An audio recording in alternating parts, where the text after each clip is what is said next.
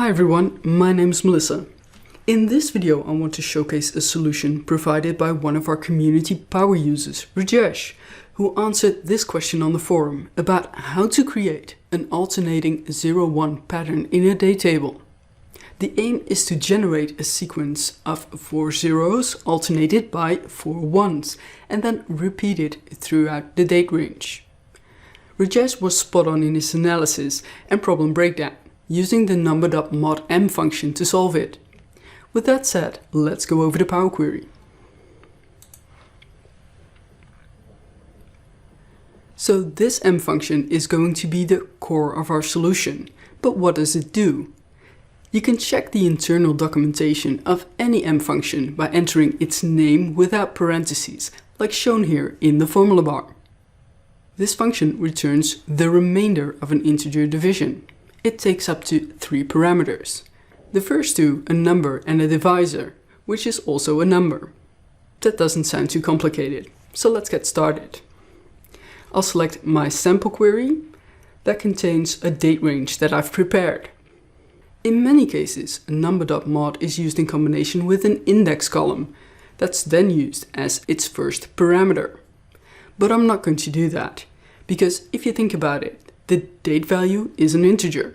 So creating an index that shares the same granularity as the date column, where each row has a unique value, is something that we can avoid. All we have to do to mimic an index is subtract the very first date in our date table from each date in the date column. To do that, we can store the start date value in a variable, so we can use that over and over again. I find the advanced editor the best place to do that. So I'll open the advanced editor window and create a new variable. Let's call it start date.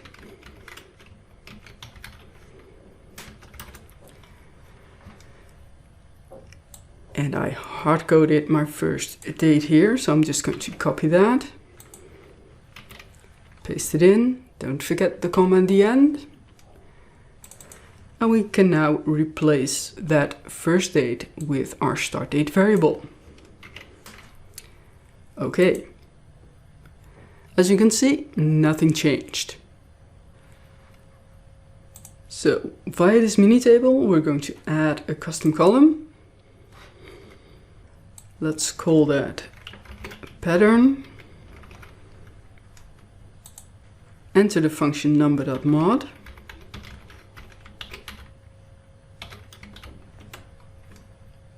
So you see the two parameters here, a number as nullable number and a divisor as nullable number. So it requires two number type values as parameters. Now, we don't have numbers, right? We have dates, and there's no such thing as automatic type conversion in M. So we need to get the number from our date value. Number.from. Pass in our date column and subtract our start date variable.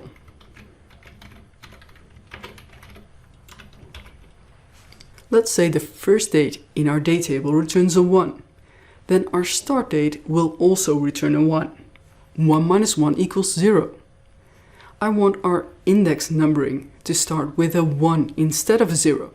So we'll have to add 1 back. So plus 1. Now 1 minus 1 equals 0. Plus 1 returns a 1 for the first record. For the second record, we get a 2 value for the date in the date column, minus a 1 from our start date value. That equals 1, plus the 1 we're adding back returns a 2, and so on. Our repeating pattern was based on a series of 4 alternating values. So as a divisor, I'm going to pass in the value 4. Let's see what that does. In row 4, we get a 0. In row 8, we also get a 0. So each fourth occurrence returns a 0 value for that record. Let's go back to our custom dialog box and extend on the logic we've written so far. So via that gear wheel icon, let's open our custom dialog box again. I'll make a copy first, because except for the divisor, we need to repeat the same logic to be able to identify an eith occurrence. However, on that eighth row, we want a different value. So to make a distinction between a fourth and an eighth occurrence, we can use an if-then-else construct. That way, we can return a value for the first logical test that returns a true. So if, and I'll paste back our code here, change that divisor into an 8. So that way an eighth row will return 0. So if that equals 0, that means it will evaluate to true or false. Then we want a 1. Else, if our logic here identifies a fourth row, so equals 0, then we want a 0.